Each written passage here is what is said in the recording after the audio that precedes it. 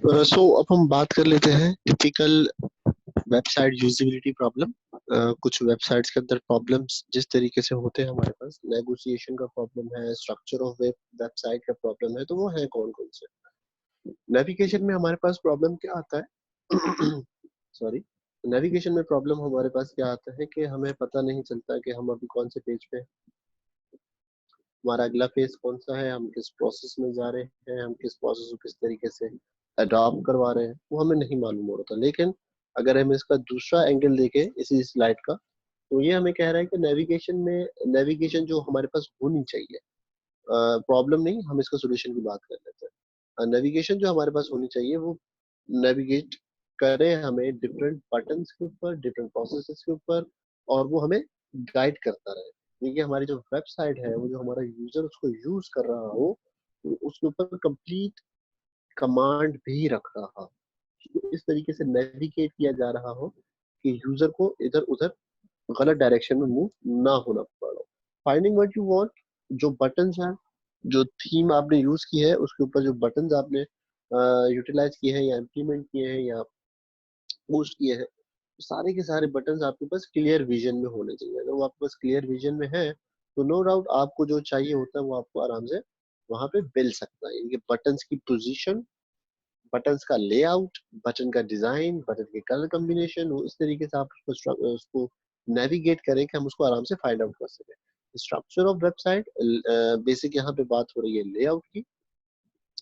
जितना ज्यादा रूबस्ट होगा हमारा वेबसाइट का स्ट्रक्चर, उतनी ज्यादा वो क्रैशेस से बच के रहेगी। अगर हमारी वेबसाइट के ऊपर परफॉर्मेंस का इशू आ रहा है, सो नो डाउट वो फिर उसको ठीक से परफॉर्मेंस भी नहीं कर पाएगी। उसके ऊपर अगर कल को कोई बहुत ज्यादा बर्डन आता है, कोई लोड आता है, तो वो फिर उसको बर्दाश्त नहीं कर पाती। सो स्ट्रक्चर ऑफ वेबसाइट हमारे पास बहुत ज्यादा मैटर करता है ना। Second thing, layout needs sufficient white space. White space क्या होता है, वो इसलिए हम लोग रखते हैं वाइट स्पेस कि अगर हम एक बटन प्रेस कर रहे हैं, तो उस बटन को प्रेस करने में वो कोई और बटन प्रेस ना हो जाए। सो इट मींस एक बटन के दरमियान में थोड़ा सा एक सफिशिएंट गैप होना चाहिए, वाइट स्पेस होना चाहिए। जस्ट लाइक यहाँ पे आपको एक space,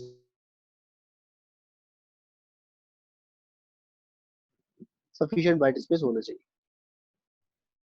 use of large graphics, हमारे पास जो ग्राफिक है, हमारे पास जो ग्राफिक्स यूज है, ये यहाँ पर लार्ज का मतलब ये हरगिज नहीं है कि आप कोई बहुत बड़े बड़े बटन यूज कर लें, बहुत बड़े बड़े डिजाइन यूज कर लें, नहीं, हरगिज नहीं।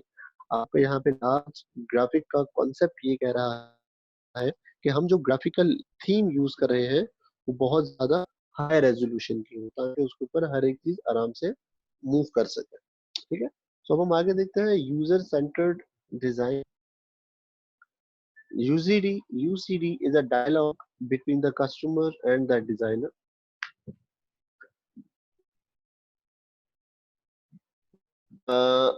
कस्टमर एंड यूजर, ये इनके दरमियान जो डायलॉग होते हैं उनको हम लोग यूसीडी कहते होते हैं। यहाँ पर एक कुछ रूल्स है हमारे पास।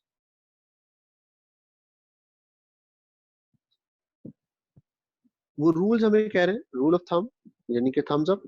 Gate to know and understand the user, यहाँ पर फॉर्मल टेक्निकल रिव्यूज की बात हो रही है, मीटिंग्स की बात हो रही है, फॉर्मल मीटिंग्स की बात हो रही है, रिक्वायरमेंट्स गैदर की बात हो रही है कि आप अपने यूजर को अंडरस्टैंड करें, उसके माइंड में क्या चल रहा है, उसकी थिंकिंग क्या है, उसकी रिक्वायरमेंट्स क्या है। ये सारी की सारी चीजें हम यूजर से आइडेंटिफाई करवा के रहे। Build an application, apply usability principles, जो हमने प्रिंसिपल्स ऑलरेडी आपको बताए हैं, श्नाइडरमैन, नेल्सन, नॉर्मन, इन सारे प्रिंसिपल्स को आपने अपनी एप्लीकेशन बनाते वक्त यूटिलाइज करना है। Test design by observing user in the real work, जो टेस्ट डिजाइन आप कर रहे हो वो रियल वर्ल्ड के हवाले से हो, क्यों, क्योंकि यूजर हमेशा कुछ चीजों को रियल वर्ल्ड के साथ भी अलाइन कर रहा होता है। तो आप हम जो है वो अपने टेस्ट डिजाइन को इस तरीके से डिफाइन करें कि वो एक डायरेक्शन में ना हो, वो एक जनरलाइज्ड वे में हो, तो वो सारे के सारे एप्लीकेशन को आराम से टेस्ट कर सके। यूजिबिलिटी प्रिंसिपल्स, ये प्रिंसिपल्स हम लोग देखते हैं अभी। लेआउट, हमारी वेबसाइट का लेआउट क्या है, किस तरीके से डिफाइन की है। हमारे कंटेंट अवेयरनेस, उसके अंदर कौन कौन से कंटेंट अवेलेबल है, एस्थेटिक इंटरफेस क्या है, उसका फंक्शनैलिटी किस तरीके से परफॉर्म हो रही है, user experience, no doubt user कभी न कभी उसके ऊपर कोई ना कोई नॉलेज जरूर रखता है, उसका कोई एक्सपीरियंस जरूर होता है। कंसिस्टेंसी, जो डिजाइन फर्स्ट पेज पे है वही डिजाइन उसका लास्ट पेज तक चलना चाहिए है, एक बहुत ज्यादा इंपॉर्टेंट एलिमेंट है ऑल ओवर दी वेबसाइट, उसकी परफॉर्मेंस बहुत ज्यादा मैटर करती है।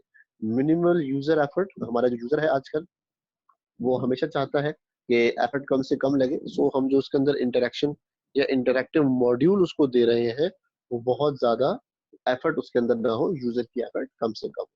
मिनी मिनी एक्सरसाइज, ये कुछ वेबसाइट है इनको आपने लाजमी देखना है, और इसके ऊपर हम आपको एक टास्क भी असाइन करेंगे। GUI design is a multi disciplinary graphic user interface, graphical जो चीजें हम लोग इम्प्लीमेंट करते हैं, टीम जो है वो आपके पास उस टीम में क्या क्या होना चाहिए। A team include analyst, designer, technology expert, graphic programmer. It means कि हमारे पास प्रोग्रामर काफी नीचे आ रहा होता है। एनालिस्ट जो रिक्वायरमेंट एनालाइज करे, उसको कंप्लीट उसका प्रोज एंड कॉन्स देखे, उसके अप्स एंड डाउन्स देखे, उसका बिजनेस मॉडल देखे, उसका बिजनेस ऑब्जेक्टिव देखे, ये सारे के सारे टास्क हमारे एनालिस्ट के होते हैं। डिजाइनर उसका यूआई डिजाइन करे, उसका पूरा वर्क फ्लो डिजाइन करे, ये हमारे डिजाइनर का टास्क है। टेक्नोलॉजी एक्सपर्ट, आजकल जो एरा चल रहा है उस एरा के अंदर कौन सी टेक्नोलॉजी यूटिलाइज हो रही है, कौन सी टेक्नोलॉजी का बहुत ज्यादा ज्यादा इस्तेमाल हो रहा है, ये टेक्नोलॉजी एक्सपर्ट हमें गाइड करता है। ग्राफिक आर्टिस्ट जो हमारा ग्राफिकल डिजाइन होता है, हमारी एनिमेशन, हमारी जितनी ग्राफिक्स होती हैं उनके लिए भी हमारे पास एक आर्टिस्ट होना चाहिए है। Social and behavioural scientist, social and behaviour scientist means कि एक ऐसा फर्द, एक ऐसी एंटिटी जो हमारे माशरे में जो जो लोग जिस तरीकों से एप्लीकेशन का रुझान चाहते हैं या उनकी रिक्वायरमेंट है कि एक ऐसी एप्लीकेशन हमारी मार्केट में होनी चाहिए, वो उसको डिफाइन कर सके, लोगों की प्रॉब्लम्स को आइडेंटिफाई कर सके, लोगों के सोशल बिहेवियर के बारे में जानता हो। यहाँ पर मतलब हर एक बड़ी जो ऑर्गेनाइजेशन होती है वो हमेशा, अगर वो ऑल ओवर द वर्ल्ड काम कर रही है, सो वो हमेशा उसकी कोशिश ये होती है कि बिहेवियरल और सोशल एरिया में से अपना एक वहां पे रिप्रेजेंटेटिव लाजमी रखे। तो इसलिए ताकि वो जिस एरिया में या जिस सिटी में या जिस स्टेट में रह रहा है वहां की सारी प्रॉब्लम्स को आइडेंटिफाई करवा सके, और ताकि एप्लीकेशन को भी उसी तरीके से यूज टू किया जा सके। प्रोग्राम, ये सारी चीजें कंपाइल होने के बाद हम बात करते हैं कि हमारा जो प्रोग्रामर है नोडा, वो भी इंपॉर्टेंट एंटिटी है जो हमारे यूआई को बनाने में बहुत ज्यादा इम्पैक्ट डालता है। बेसिक प्रिंसिपल्स, बेसिक प्रिंसिपल्स वो प्रिंसिपल जो कि हम एज्यूम करते हैं यूजर्स के हवाले से। Have not read the manual, हमारी एजम्पशंस हमेशा ऐसी होती हैं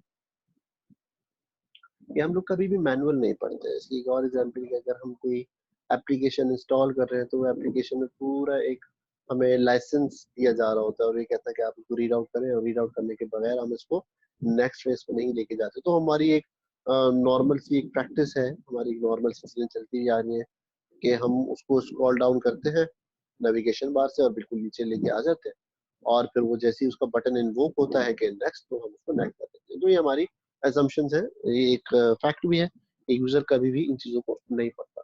have not attended training, user को जब हम सोशल या बिहेवियरल ट्रेनिंग देना चाह रहे होते हैं तो बहुत सारे ऐसे यूजर्स हैं जो कि कोई भी इस किस्म की ट्रेनिंग लेना नहीं चाहते हैं या वो लेते ही नहीं है। Do not have external have readily at hand, सो ये सारी assumption हमारी है, प्रॉब्लम है जो हमें सोचनी पड़ती है।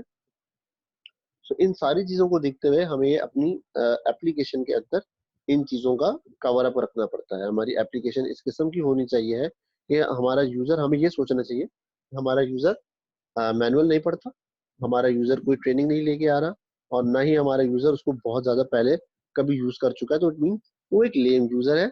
और लेम यूजर होने के साथ साथ वो बिल्कुल ही पहली दफा उस प्रोडक्ट को यूज कर रहा है। सो All control should be clear and understandable at place and placed in an initiative location on the screen.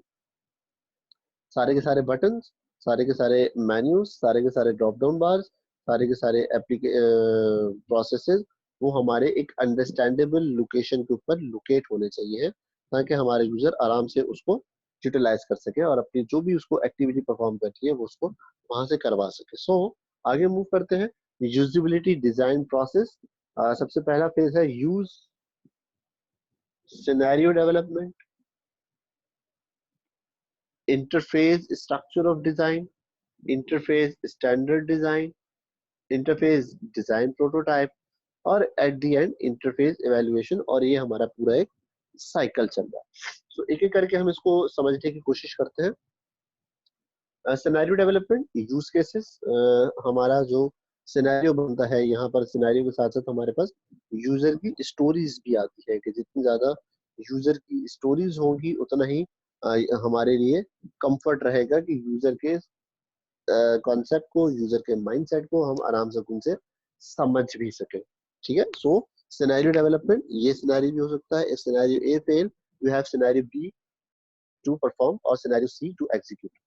Second, interface structure design, उसका जो इंटरफेस है यानी उसका जो यूआई है उसके बेसिक पिलर्स बनाए जाते हैं, उसकी बेसिक नॉर्मल थीम डिजाइन की जाती है, उसकी स्केलेटन डिजाइन किया जाता है ताकि उसको हम आगे लेके परफॉर्म करवा सके। इंटरफेस स्टैंडर्ड डिजाइन, जिस स्टैंडर्ड पे आप उस प्रोडक्ट को लेके आना चाहते हैं उस स्टैंडर्ड के ऊपर आप उसका डिजाइन कंप्लीट करने की कोशिश करें। क्यों?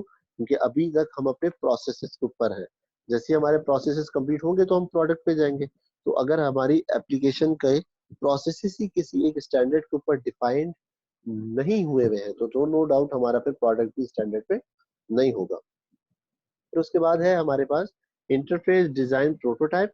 जो आपने इंटरफेस डिजाइन डिफाइन किया है उसका एक प्रोटोटाइप डिफाइन कर।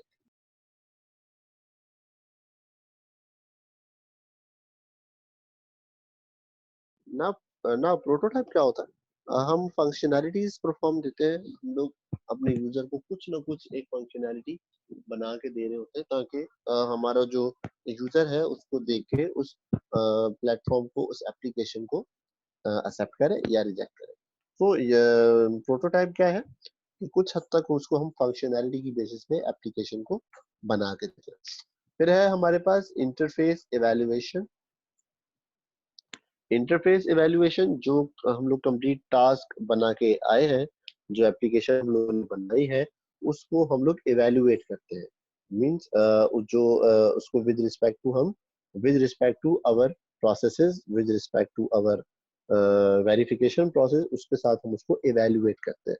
उसको चला के देखते हैं, उसको एग्जीक्यूट करके देखते हैं, उसके साथ साथ उसकी फिर फंक्शनैलिटी के साथ उसकी अलाइनमेंट करके देखते हैं। अगर हमारी फंक्शनैलिटी के साथ वो प्रोडक्ट अलाइन नहीं हो रही तो फिर हम इवैल्यूएशन के अंदर कहते हैं कि ये एक स्टैंडर्ड पे फॉलो नहीं कर रही है। सो मूव आगे। यूजर यूज सिनेरियो डेवलपमेंट, ये जो हमने अभी लास्ट साइकिल देखा है इसका पहला फेज है। You already know about the use cases.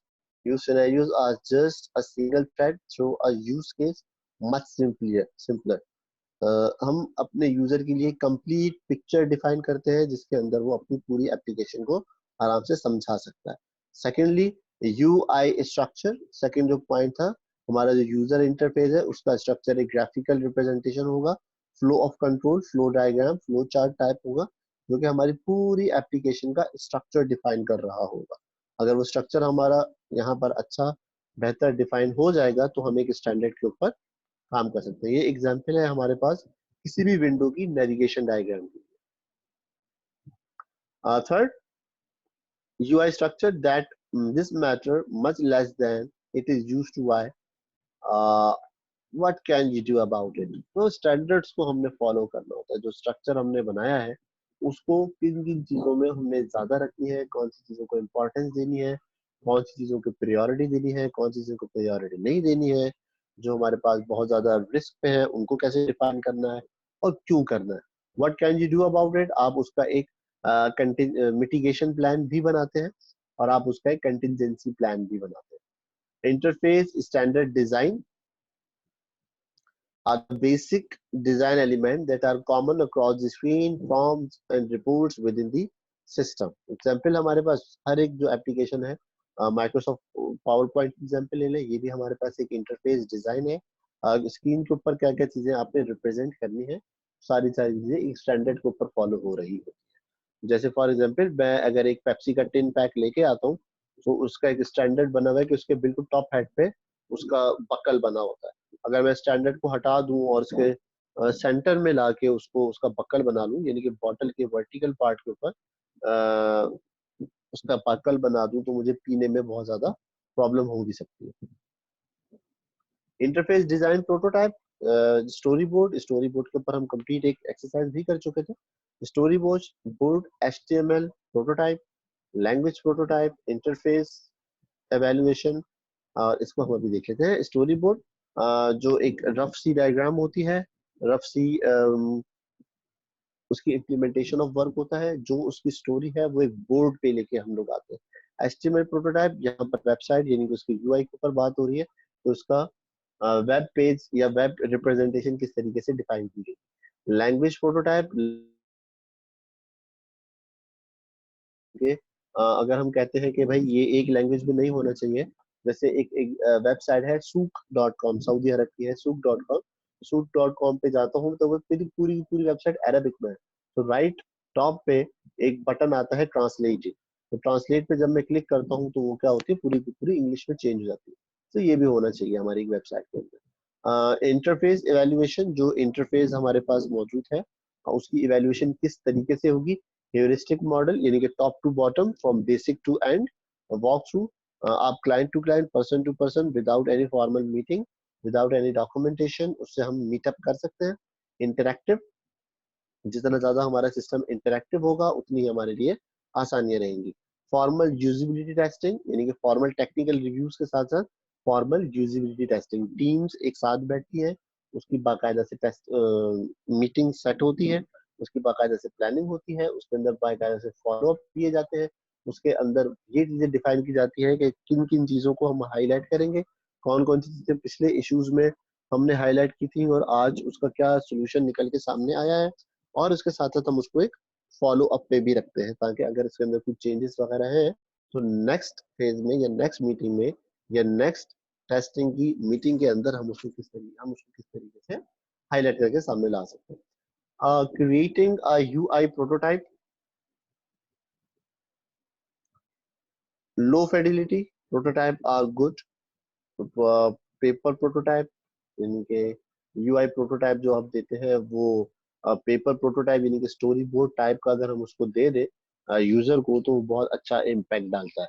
कुछ बेसिक फंक्शनैलिटी हम यूजर को बना के भी दे सकते हैं UI बेस्ड ऊपर, यानी कि विजुअल विजुअल में बना सकते हैं, HTML पावर पॉइंट सारे के सारे प्रोटोटाइप्स के अंदर आते हैं। एग्जाम्पल, ये स्टोरी बोर्ड की एग्जाम्पल है हमारे पास। उसके माइंडसेट में क्या है, जैसे फेसबुक का एक पूरा पेज था, उसके what is your mind, what is on your mind, यानी कि आप कुछ स्टेटस लगा सकते हैं। ये बहुत सारे हर एक बंदे के या हर एक यूजर के हमारे पास फीड्स हैं। ये जो आजकल हमारा जो फेसबुक है वो उस तरीके से डिफाइंड हुआ हुआ है। सो उसका एक माइंडसेट था, अब इसकी हमने एक डेवलपमेंट कर दी है, क्योंकि प्रोटोटाइप हमने उसको बना के दे दिया है कि भाई आप जो जो रिक्वायरमेंट दे रहे हैं उसके लिहाज से चीजें सामने आ सकती है। यहाँ पर हमारे पास एक एक्सरसाइज है, इस एक्सरसाइज को आप जरूर कंप्लीट करें, ये आपका टास्क है, और इस टास्क के ऊपर आपको फर्दर डिफाइन कर दिया जाएगा कि आपने इसको किस तरीके से परफॉर्म करना है। सो ये आपका एक अदर एक्सरसाइज का पार्ट 1 है, जो कि आपने हर हाल में इसको सॉल्व करना है। इसी तरीके से एक्सरसाइज का पार्ट 2 है, इसको भी आपने परफॉर्म करना है। ठीक है जी। हेरिस्टिक एवेल्युएशन की तरफ अब हम आते हैं।